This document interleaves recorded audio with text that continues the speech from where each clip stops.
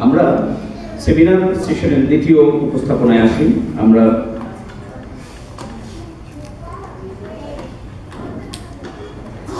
এবার আমি আহ্বান জানাচ্ছি ডক্টর ইজহারুল হক, উনি ফ্যাকাল্টি মেম্বার মোনাশ ইউনিভার্সিটি, তাকে বক্তব্য উপস্থাপন করার জন্যে জনাব এজহারুল হক। তার টপিক হচ্ছে knowledge for health care in fasting to maximize benefits. Doctor Ezharul Haque.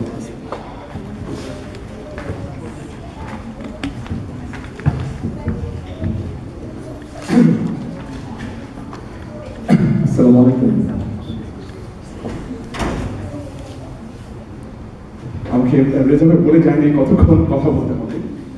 20 minutes, 20 to 25 minutes. আমি আমার যে টপিক সেটা শুরু করার আগেই অন্য একটা কিছু দিয়ে শুরু করতে চাচ্ছি। সেটা হলো, আমরা তো অনেক আলাপ শুনি, আসলে অনেক ইবাদত করি, নামাজ পড়ি, রোজা রাখি, হজ করে যার সামর্থ্য আছে, জাকাত দিই। কতটুকু জাকাত দেওয়া হচ্ছে সেটা একটা প্রশ্ন রয়ে যাচ্ছে, জাকাত আদৌ ঠিক মতো হচ্ছে কিনা। তো এত কিছু করার পর আমাদের সমাজে অধিকাংশ লোকে পাপ কাজ করে যাচ্ছে। আপনি যদি জাস্ট কর্মক্ষেত্রে বিচার করেন, সরকারি অফিস থেকে শুরু করে যেখানে অপরচুনিটি আছে, সেখানে আপনি দেখবেন 80 to 90% লোক করাপ করছে। এবং এই লোকগুলাই অধিকাংশ লোককে আপনি দেখবেন 5 ওয়াক্ত নামাজ পড়ে, রোজা রাখে, সবই করে।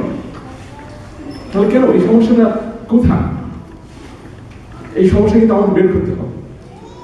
কারণ যারা মুত্তাকি অথবা যারা ঈমান এনেছে এবং সৎকর্ম করেছে, তাদের সংখ্যা আসলে কম।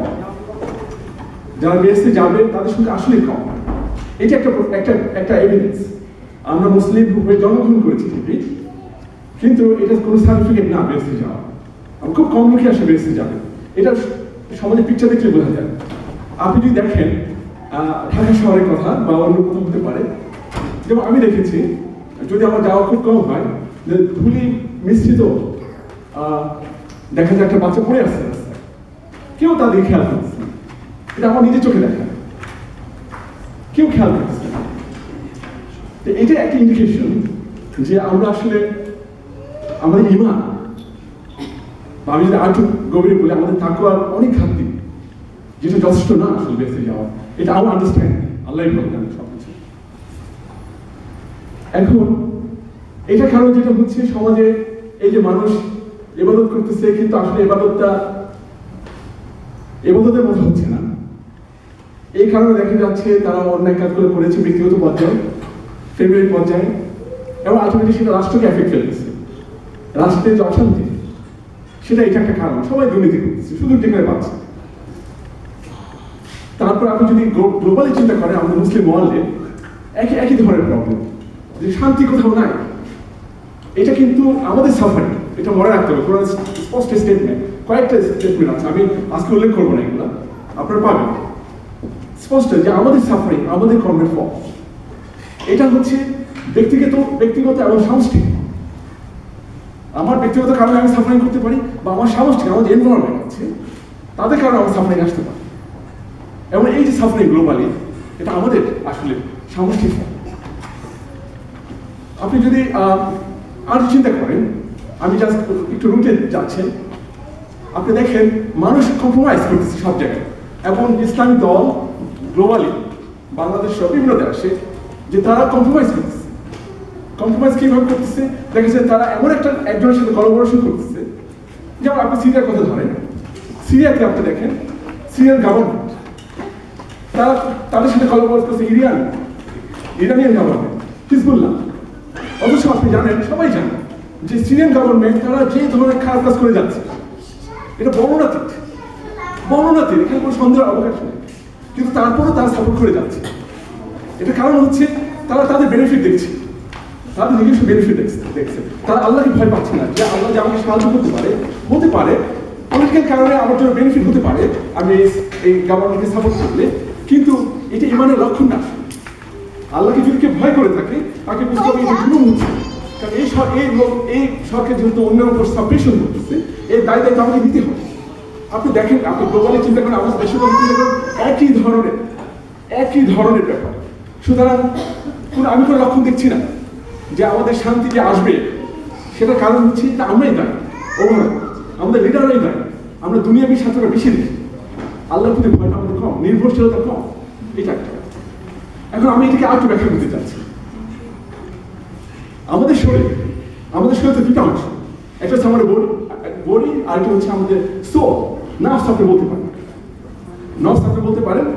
এখন আপনি যদি ব্যাখ্যা করেন যে সোলটা কি, সোলটা যেটা কোরআনের বক্তব্য, আমরা যখন ঘুমাই তখন সোলটা ডিটাচ হয়, আবার ঘুম থেকে যখন উঠি তখন সোলটা অ্যাটাচ হয়। তা সোলটা ইনভিজিবল, কোনো সন্দেহ নেই, এবং ওইটা একটা make. Without body soul cannot function,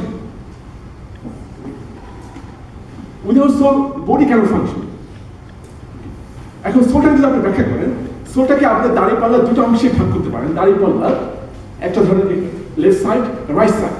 আপনি যদি লেফট সাইডটা ধরেন, যে সোলের একটা অংশ হচ্ছে সবসময় মানুষকে খারাপ কাজে রাখবে, সবাইকে রাখবে, কম আর বেশি সেটা আবার কন্ট্রোল আছে, সবাইকে খারাপ কাজে রাখবে। এবং সেটা আপনি যদি দেখেন, ইউসুফ আলাইহিস সালাম যদি দেখেন, উনি বলেছেন যে নাফসটা খারাপের দিকে রাখবে মানুষকে। আবার আপনি যদি কোনো একটা জায়গা দেখেন যে আমি সেই নফসের শপথ করতেছি, যে নফস ধিক্কার দেয় নিজেকে, এটা তো আসলে আরেকটা পালা, দাঁড়িপাল্লা আরেকটা অংশ, ডান কথা বলতো। একটা অংশ হচ্ছে সে সবসময় খারাপ কাজে রাখবে, খারাপ কাজে রাখবে, এবং এর সাথে যোগ হচ্ছে শয়তান সেটাকে আরো এক্সাইট করবে।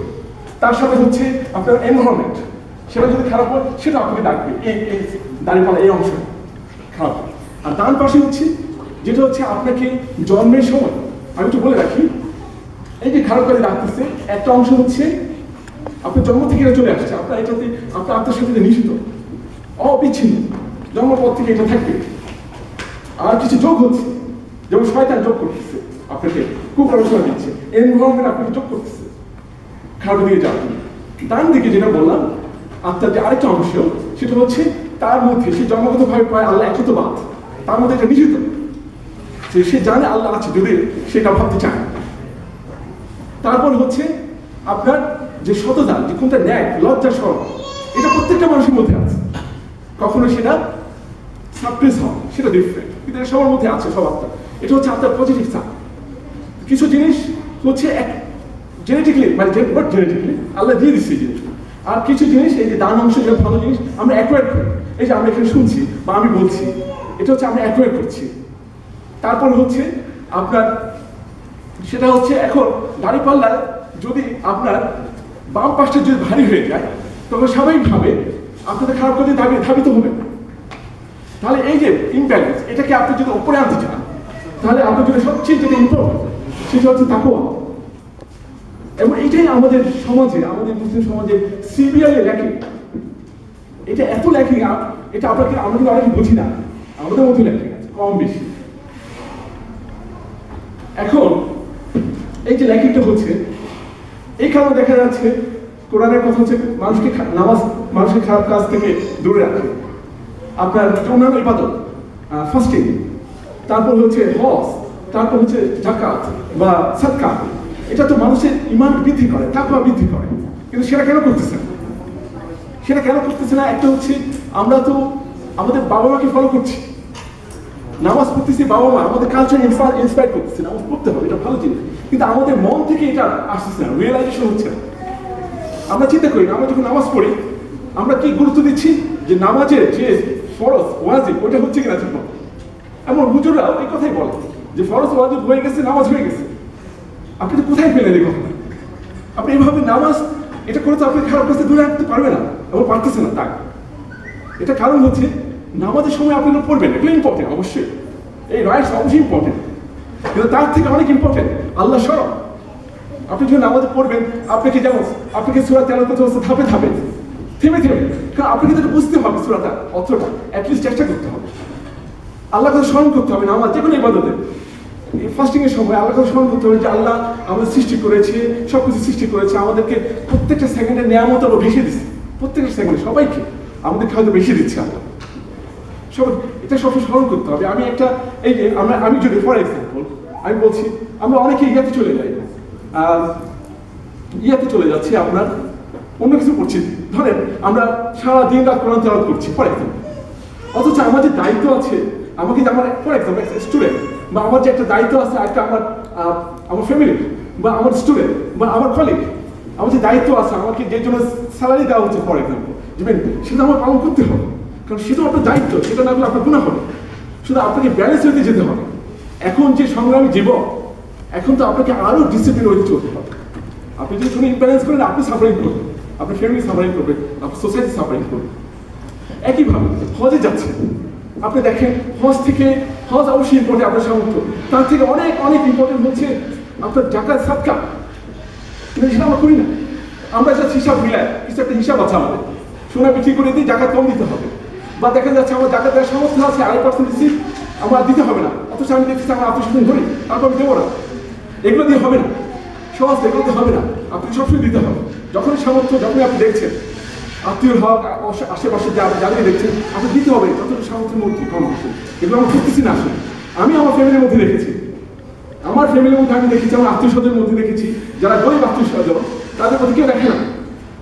যেহেতু আমি দেখছি এটা অন্য ফ্যামিলিতে কমন হবে, আমি আলাপ করেছি কম রেটে, হয়তো অ্যাকসেপ্ট থাকতে পারে, তা আমাদের সাফারিত হবে কোনো সন্দেহ নেই। এই জন্য আমাদের ভেতর থেকে করতে হবে, যা করতে হবে ভেতর থেকে, এই তাকে বৃদ্ধি করতে হবে, তাহলে আমরা আসলে আমাদের ব্যক্তিগত জীবনে সমাজে শান্তি আসবে। আমি অনেক সময় নিয়ে নিচ্ছি, যেহেতু আমার সময় কম, আমি আমার ইয়েতে চলে আসছি। আমার টপিক হচ্ছে যে ফাস্টিং, আপনার ফাস্টিং সম্পর্কে আপনার কীভাবে হেলথ কেয়ারে আপনি সচেতন হবেন। আমি জাস্ট একটু বলতে চাচ্ছি, কারণ এই জিনিসটা আপনি যদি এনজয় করতে চান, যে ফাস্টিংয়ে আমাদের কী সতর্কতা থাকতে হবে, এটা যদি আপনি এনজয় করতে চান তাহলে আপনার কিছু জিনিস জানতে হবে। আমি মোরাসে যে এমবিবিএস স্টুডেন্টস বা ফার্মেসি স্টুডেন্ট, ওদেরকে আমি নিউট্রিশন পড়াই, বায়োকেমিস্ট্রি পড়াই, এবং আপনি ইনশাআল্লাহ আমার উপর কনফিডেন্স রাখতে পারেন। যেমন আমি আপনাকে এখানে শুরু করি, আপনাকে এটা চিন্তা করার আগে ভাবতে হবে আপনারা যে প্রতিদিন যে খাবারগুলো খান, সরি আমি একটু এখন অন্য টপিকে আসলাম, এই খাবারগুলোর মধ্যে কি কি থাকে? আমাদের এখানে কি কেউ ও লেভেল বা এ লেভেল কেউ আছে স্টুডেন্ট এখানে? বাইরে চলে আপনি আছেন না? আচ্ছা ঠিক আছে। আমি জানি আপনি যদি কাইন্ডলি শেয়ার করেন, আপনার কি মনে হয় আমরা যে খাবার খাচ্ছি প্রতিদিন ওর মধ্যে কি কি কম্পোনেন্ট থাকে, কি কি নিউট্রিয়েন্টস থাকে, একটু যদি বলেন। ক্যালসিয়াম, মিনারেলস, ভিটামিনস, তারপরে proteins, very good, protein, carbohydrates, fats, similar, very good, excellent. আরো কিছু বাকি রয়ে গেছে, একটা হচ্ছে আপনি ওটা নিউট্রিয়েন্টের মধ্যে পড়ে না, কিন্তু ওটা ভাইটাল, সেটা হচ্ছে ফাইবার খুব ইম্পর্টেন্ট। আর ওয়াটার, সেটা নিউট্রিয়েন্টের মধ্যে পড়ে, সেটা ভাইটাল। এগুলো হচ্ছে খাবার আমরা যখন খাই এই খাবারের মধ্যে থাকে। আমি আবার রিপিট করছি, প্লিজ মনে রাখবেন, এটা আপনাদের ফ্যামিলি সবার ক্ষেত্রে কাজে লাগবে। আমরা যে খাবারগুলো খাই সেটার মধ্যে থাকে কম আর বেশি সব কিছুই থাকে অ্যাকচুয়ালি। তো আপনার কার্বোহাইড্রেট, আমরা বাঙালি মেইন কার্বোহাইড্রেট খাই, এই জন্য আমাদের বিভিন্ন ধরনের প্রবলেম হয়। Carbohydrate, proteins, lipids broad sense, লিপিডের মধ্যে ফ্যাটও থাকে, লিপিডস, তারপর হচ্ছে মিনারেলস, ঠিক আছে, ক্যালসিয়াম, সোডিয়াম আপনারা জানেন, তারপর হচ্ছে ভাইটামিনস, তারপর হচ্ছে ফাইবার খুবই ইম্পর্টেন্ট, তারপর হচ্ছে আপনার ওয়াটার। আমি একটু থেকে শুরু করি, পেছন থেকে শুরু করি। আপনারা জানেন ওয়াটারের রোল। ওয়াটার হচ্ছে আপনাকে অ্যাডাল্ট প্রতিদিন অ্যাটলিস্ট 8 গ্লাস অফ ওয়াটার আপনাকে খেতে হবে, অ্যাটলিস্ট মিনিমাম। কিন্তু আপনার যদি অন্য ধরনের এক্সট্রা অ্যাক্টিভিটি থাকে, আপনি বাইরে কাজ করছেন, আপনার সোয়েটিং হচ্ছে, তখন আপনাকে এই পরিমাণটা বাড়াইতে হবে। তো প্লিজ এটা মনে রাখবেন, অ্যাডাল্ট মিনিমাম 8 গ্লাস ওয়াটার, সেটা রামাদান হোক অন্য সময় হোক, রামাদানের সময় হোক ওই সময়ের মধ্যে আপনি ধীরে ধীরে খেয়ে দেবেন 8 glass minimum. This one fiber. আর আমি শুনে একটু বলে রাখি, ওয়াটার ইম্পর্টেন্ট হচ্ছে আপনি জানেন, ওয়াটার তো আমাদের ব্লাড, তাই না? ওয়াটার হচ্ছে আমাদের ব্লাড। এবং এই ওয়াটার আমরা কত আল্লাহ, এই ওয়াটার যখন খাবো আমাদের একটু চিন্তা করা উচিত। যখন আমরা খাবো আমি চিন্তা করি মানুষের ভুলে যাই, এই ওয়াটার সব একসময় স্কাই ছিল, আপনার মনে রাখবেন, এটা ক্লাউড ছিল একসময়। এই ক্লাউড থেকে আমরা এই পানিটা খাচ্ছি, এবং এটা ব্লাড হচ্ছে, এবং ব্লাডটা ক্লিন করতেছে, এবং ইউরিন হয়ে বের হয়ে যাচ্ছে। এটাকে বড় নিয়ামত আল্লাহ সবাইকে দিচ্ছে আল্লাহ। এটা অনেক রোল, আমি ডিটেল যাবো না। তারপর হচ্ছে ফাইবার। আপনি যদি ঘাস খান, গরু তো ঘাস খেতে পারে, কারণ গরু সে মেশিনারি আছে এটাকে ডাইজেস্ট করা, কিন্তু আপনি যদি ঘাস খান সেটা তো হজম হবে না, কারণ ঘাসে থাকে আপনার সেলুলোজ, একটা পলিমার সেলুলোজ, এটা আমাদের শরীর ডাইজেস্ট করতে পারে না। এটা আপনি যখন খান, আপনি মুখে যখন খান, খাদ্য নালী হয়ে সেটা ফেসিড হয়ে আপনার স্টুল হয়ে বের হয়ে, কিন্তু যেটা বেনিফিট হচ্ছে এটা আপনার খাবারটাকে স্লোলি ডাইজেস্ট করতে হেল্প করবে, স্লোলি এবং একটা বেটার ওয়ে। আপনি সহজে ক্ষুধা পাবেন না, আস্তে আস্তে এটা আপনাকে হেল্প করবে এবং যেটা আপনি বলেন স্টুল ভালো ফর্ম করবে, তারপর ক্যান্সার প্রিভেন্ট করবে, এটা আমরা জানি।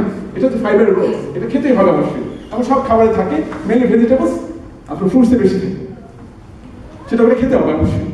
তারপর আমি বললাম যে ফ্রুটস ভেজিটেবলস আপনি খাবেন মেনলি হচ্ছে মিনারেলস অ্যান্ড ভাইটামিনসের জন্য। ওয়াটারের মধ্যে মিনারেলস আছে, তো ফ্রুটস ভেজিটেবল আপনি খেতে হবে। এটা যদি আপনি না খান বা আপনি খেলেন, আপনি যদি হজম না হয়, ফর এক্সাম্পল ডায়রিয়া যদি হয়, অত্যধিক সোয়েটিং হয়, ব্লাড থেকে বের হয়ে গেল, তাহলে আপনার কিন্তু এই শূন্যতা বের হবে, মানে এটার কারণে যে সমস্যা, আপনার দুর্বলতা ফিল করবেন, কারণ আপনার ব্রেন, আপনার নার্ভ সব সময় আপনার মিনারেলস দরকার। আর ভাইটামিনস তো আমাদের যে হাজার হাজার রিয়াকশন হয় আমাদের শরীরের ভিতরে, ভাইটামিনস হেল্প করে। ভাইটামিনস এটা হবে না, ইম্পসিবল, এটা খেতে হবে সবাইকে, বাচ্চা থেকে শুরু করে সবাই খেতে হবে। তারপর হচ্ছে আপনার প্রোটিনস হচ্ছে আমাদের মাসেল, বা আমাদের ভেতরে যে অর্গান, সেটা হচ্ছে বলে প্রোটিন দিয়ে তৈরি। এই প্রোটিন খেতে হবে অবশ্যই, এমনকি আমাদের যে defence system, antibodies and others, এটাও প্রোটিন দিয়ে তৈরি। এটা আমাদের ভাইটাল, এটা থাকতে হবে খাবারের মধ্যে।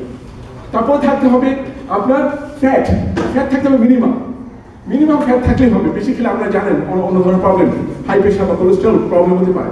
কিছু ফ্যাটি অ্যাসিড আছে, কিছু ফ্যাট আছে যেটা আমরা বলি এসেনশিয়াল ফ্যাটি অ্যাসিড, যেটা আমাদের বডি তৈরি করতে পারে না, যেটা আপনি জানেন সাপ্লিমেন্ট হিসাবে তেলের মধ্যে দেওয়া হয়, ওমেগা 3, এগুলো কিন্তু দরকার। এগুলো প্রোস্টাগ্ল্যান্ডিনস, লিপিডস, বিভিন্ন ধরনের মেডিকেল তৈরি করে, এগুলো আপনার থাকতে হবে। সুতরাং ফ্যাট কিছু তো হলেও দরকার। আর অনেক ফ্যাট আমাদের শরীর নিজে তৈরি করতে পারে, যেমন কোলেস্ট্রল আমাদের বডি তৈরি করতে পারে, আমাদের বাড়ি থেকে আসলে দরকার হয় না। তারপর হচ্ছে কার্বোহাইড্রেট আপনারা জানেন, কার্বোহাইড্রেট আমাদের কেন দেয়? কার্বোহাইড্রেট হচ্ছে আমাদের এনার্জি দেয়। আমি যে কথা বলতেছি অনেক জোরে, সেটা হচ্ছে আমার এনার্জি, তাই না? তারপর হচ্ছে কথার জন্য যে মাসেল কন্ট্রাকশন হচ্ছে, সেটা এনার্জি দিচ্ছে, আপনাদেরকেও সেটা দিচ্ছে, কম আর বেশি আমার বেশি লাগছে। এক্সারসাইজ করতেছেন, আপনার এনার্জি লাগবে, সেটা আপনি দিচ্ছে। এখন কার্বোহাইড্রেট আপনি কোথায় পাবেন? রাইস, তাই না, নুডলস বা আদার থিংস, ব্রেড, কোথায় আপনি কার্বোহাইড্রেট পাবেন। এখন কথা হলে আপনি যদি কার্বোহাইড্রেট খেলেন, তাই না, প্রথম খাদ্য নালীতে গেলে, যাওয়ার পরে সেটা ডাইজেস্ট হবে, ডাইজেস্ট হয়ে সেটা কি করবে? মেইনলি গ্লুকোজ তৈরি করবে। আমি সিম্পলিফাইড জন্য বলছি, গ্লুকোজ তৈরি করবে। আপনি কার্বোহাইড্রেট খেলে বড় জিনিস, সেটা ভেঙে শরীরে কি তৈরি করবে? আপনার ইন্টেস্টাইনে তৈরি করবে গ্লুকোজ। আরো কিছু আছে গ্যালাক্টোল, আমি বলছি না, গ্লুকোজ তৈরি করবে। তো গ্লুকোজটা কি হবে? আপনার খাদ্য নালী থেকে অ্যাবজর্ব হয়ে ব্লাডে যাবে। তখন কি হবে? আপনার ব্লাডে গ্লুকোজ লেভেল বাড়তে থাকবে, তাই না? আপনার ব্লাডে গ্লুকোজ লেভেল বাড়বে যখন আপনি খেলেন। উইদিন ফিউ আওয়ার্স আপনার blood glucose level will be high, because of this is carbohydrate you have taken. So this carbohydrate, আমি গ্লুকোজ বলছি, গ্লুকোজ তো সবচেয়ে ছোট ইউনিট। এই গ্লুকোজটা কি হবে, কেন লাগে? এই গ্লুকোজটা যখন ব্লাডে গেল, তখন সে যাবে ব্রেনে যাবে, বিভিন্ন অর্গানে যাবে, লিভারে যাবে, মাসেলে যাবে। ব্রেনে কিন্তু আমাদের ব্রেন কিন্তু যদি কয়েক সেকেন্ডের জন্য যদি আপনার গ্লুকোজ না যায়, তাহলে আপনি কিন্তু সেন্সলেস হয়ে যাবেন, ব্রেন সেল ড্যামেজ হবে যদি কয়েক সেকেন্ডের জন্য গ্লুকোজ না যায়। সুতরাং first priority of maintaining blood glucose is to supply to the brain, in addition to supply to the other organs including muscles. এখন কথা হলো যে আপনার ব্রেনে গ্লুকোজ যাবে, নো প্রবলেম, কিন্তু সবই খেতে পারবেন।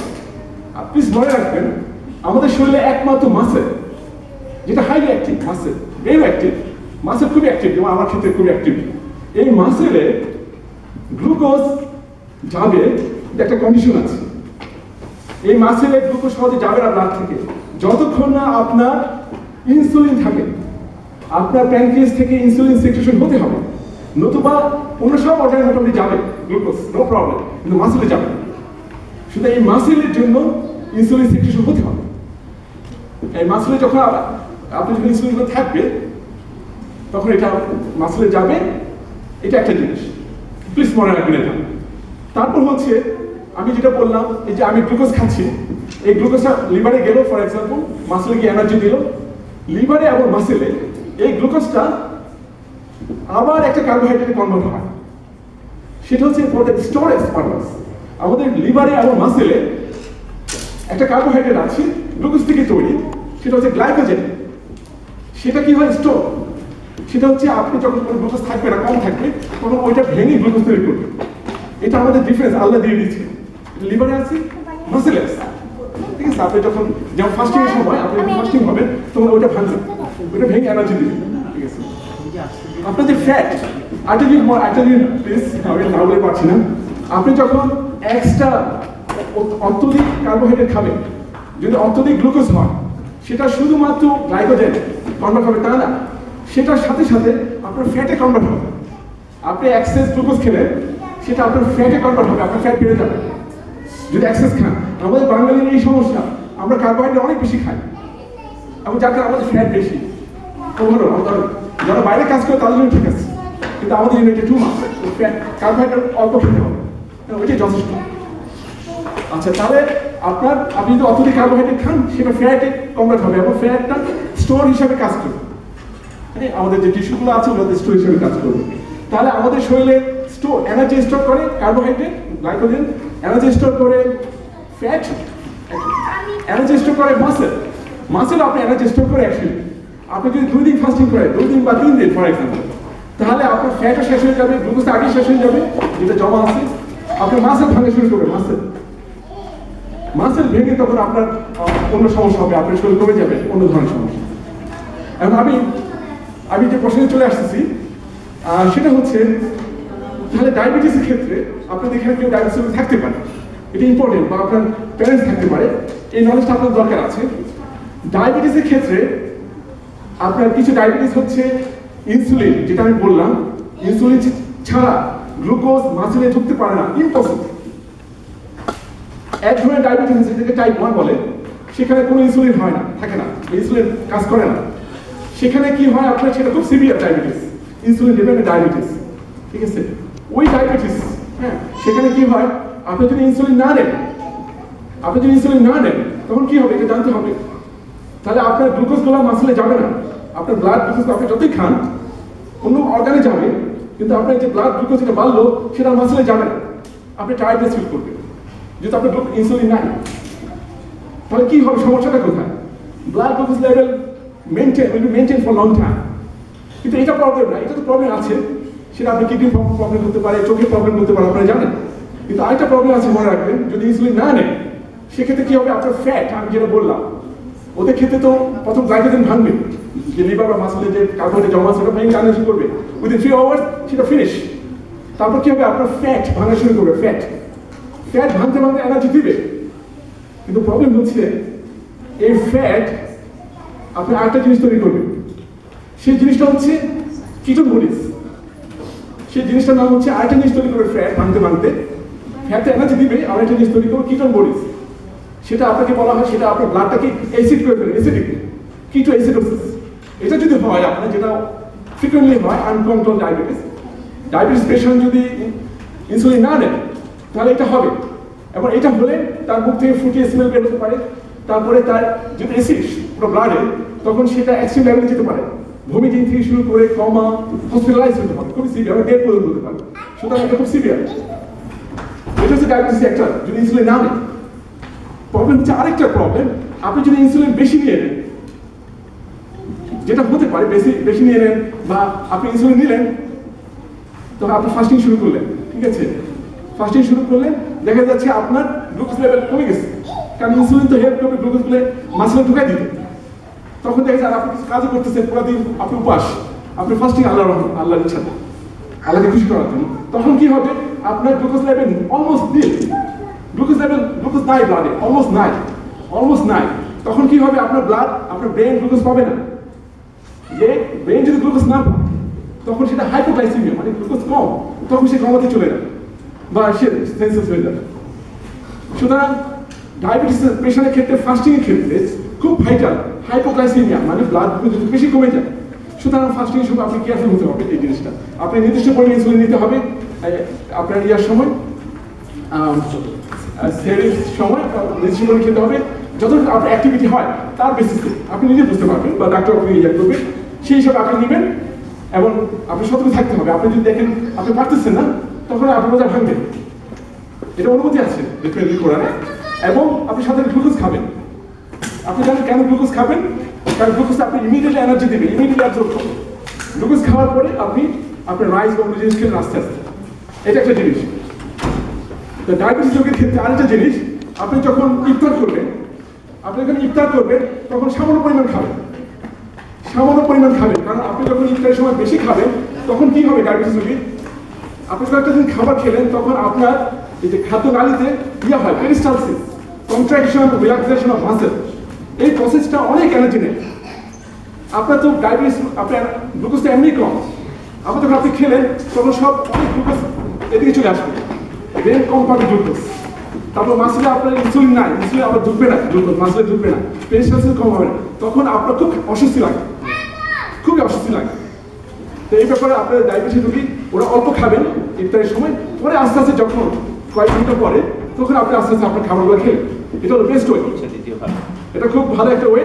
আরেকটা হচ্ছে আমাদের ক্ষেত্রে তাই বেশি খাওয়াটা ঠিক না, পরে যখন চিন্তা করছেন। তারপরে হচ্ছে আপনি যে চা খান এটা কিন্তু বেনিফিশিয়াল। চাটা খেলে আপনার এটা ডাইজেশনটা স্লো করে দেবে, তখন আপনি কিন্তু ভালো ফিল করবেন, এটা সত্যি কথা। আচ্ছা, সেটা একটা ব্যালেন্স হয়ে আছে, আমি এই কথা বলছি।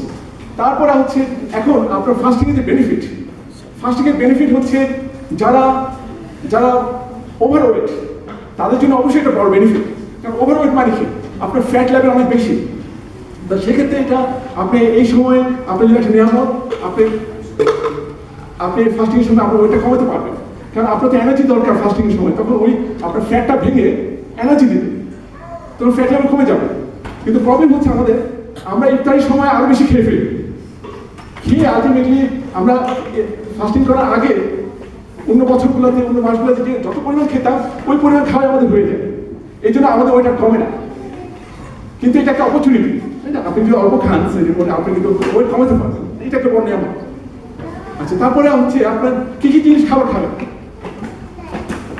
আপনি কি কি খাবেন সেটির সময় আপনাকে মনে রাখতে হবে এমন জিনিস খাবার খেতে হবে আমরা ভাগ করি on the basis of glycemic index.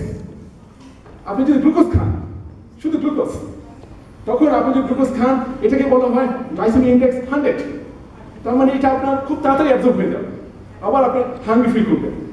তো এটা অবশ্যই ভালো না, সেটির সময় অবশ্যই ভালো না। এটা ইয়ার খেতে ভালো, ইমার্জেন্সি ডায়াবেটিস ক্ষেত্রে আমি বললাম। এটা একটা জিনিস। আপনি যদি হোয়াইট ব্রেড খান, রাইস খান, সেটা খুব তাড়াতাড়ি অ্যাবজর্ব হয়, সেটা আপনি প্রিভেন্ট করবে, এটা খাওয়া থেকে অ্যাভয়েড করে। আপনি যেটা খাবেন সেটা হচ্ছে লো গ্লাইসেমিক ইন্ডেক্স ফুড। সেটা কি ফুড হতে পারে? যেমন বাসমতি রাইস, সেটা স্লোলি অ্যাবজর্ব হয়, সেটা আপনি খেতে পারেন। তারপর হচ্ছে আপনার ডাল, লেন্টিলস। ডাল যে আছে আপনার, সবচেয়ে ভালো ডাল হচ্ছে আপনার চানা ডাল, যেটা বুটের ডাল আমরা বলি। সেটা হচ্ছে লো গ্লাইসেমিক ইন্ডেক্স, অ্যারাউন্ড 12। সেটা যদি আপনি খান সেটা আস্তে আস্তে অ্যাবজর্ব হবে। আর মসুর ডাল খান সেটাও ভালো, কিন্তু চানা ডাল আরো বেটার। এই লেন্টিলস আপনি খেতে পারেন, এটা আপনার মানে ইন্টেস্টাইনে আপনার খাদ্যনালীতে অনেকক্ষণ থাকবে, এটা খুব বেটার একটা জিনিস। তারপর হচ্ছে আপনার ডেটস, আপনার অ্যারাবিয়ান ডেটস যদি খুব সুইট, এটা কিন্তু অনেকক্ষণ পেটে থাকে, এটা গ্লাইসেমিক ইন্ডেক্স লো গ্লাইসেমিক ইন্ডেক্স ফুড।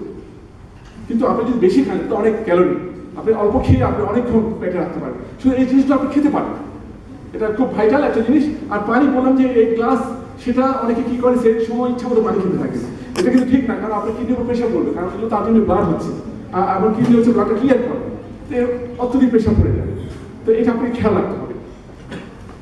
আমি আপাতত আমার যতটুকু আমি চিন্তা করে আসছি, এখন যতটুকু মনে আছে যে আমি বলেছি তার মধ্যে ভাগ করে রাখতে পারেন। টাইপ 2 এর ক্ষেত্রে আপনার ইয়ার কি বলেন না, টাইপ 1 এর ক্ষেত্রে বলছেন, বাট ডায়াবেটিস টাইপ 2 এর ক্ষেত্রে বলেন না। টাইপ 2 হচ্ছে একটু মাইল্ড, কারণ ইনসুলিন কিছু আছে, ব্লাডে কিছু ইনসুলিন সেক্রেশন হয়। এই জন্য আমরা কি করি, টাইপ 2 এর জন্য নরমালি ইনসুলিন দিই না। আমরা যেটা নিই সেটা হচ্ছে আপনার একটা ড্রাগ আছে, সেটা হচ্ছে আমি ভুলে গেছি, মেটফর্মিন। মেটফর্মিন কি করে, আপনার এই মেটফর্মিন যখন লিভারে কি করে, আপনার লিভার কিন্তু আমাদের লিভার কিন্তু গ্লুকোজ তৈরি করে। এটা বলি না, যদি কমপ্লিকেটেড হয়ে যায়, আমার লিভার কিন্তু গ্লুকোজ তৈরি করে। আপনি ফাস্টিং এ গ্লুকোজ তৈরি করবে, আপনি যদি ডায়াবেটিস তাও গ্লুকোজ তৈরি করবে, এটা আরো গ্লুকোজ আরো বাড়ে। এই মেটফর্মিন একটা মেইন কাজ, সেটা হচ্ছে যে লিভারে গ্লুকোজ তৈরি করা কমায় বেশি। এটা একটা কাজ। প্রশ্ন করতে যদি উত্তরও জানেন তাহলে কি প্রশ্ন কিভাবে নিব আমরা? আমি একটু জাস্ট ক্রিটিক করলাম প্লিজ। আমরা এই খুব চমৎকার ধন্যবাদ।